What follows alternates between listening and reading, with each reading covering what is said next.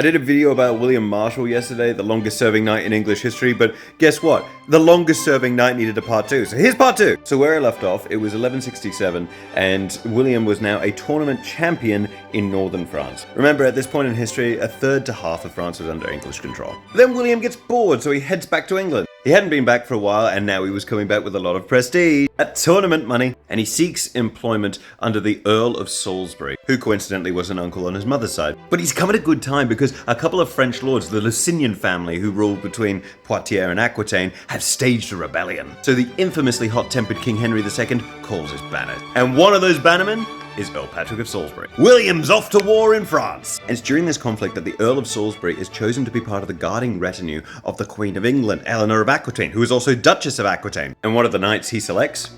William Marshal. This draws William into the royal circle. What happened next was like something out of a movie. They're traveling through French lands, and suddenly they're ambushed by the Lusignans. 60 mounted knights. Earl Patrick takes a lance straight through the chest. Their commander's dead. Seeing this, a crazed William Marshal rides forth. He didn't even have all his armor on. Within moments, he's killed 2 already. The Lusignan forces kill his horse from under him. That doesn't stop William Marshal, and he has to give the Queen time to escape, so he draws his sword and cries, "Any man who fancies testing his strength against me, step forward." And they do. They rush him. An army against one man. And he's holding them off. He kills many until he takes a spear through the back of his leg and they capture him. And it doesn't really look good. He hasn't really got anyone to ransom him. Most of his family are dead. After months of imprisonment, someone pays his ransom.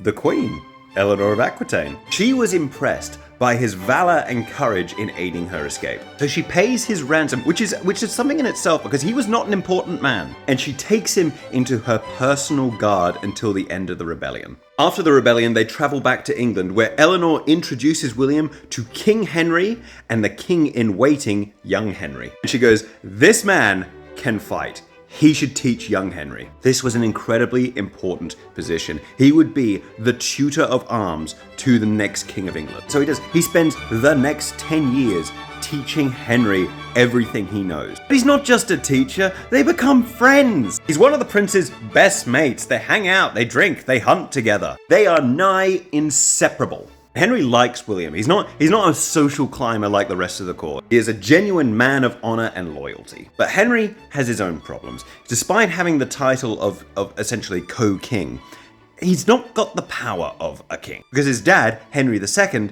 won't share power with anyone because he's a control freak. And this means only one thing in the young prince's mind: rebellion. And come back for part 3.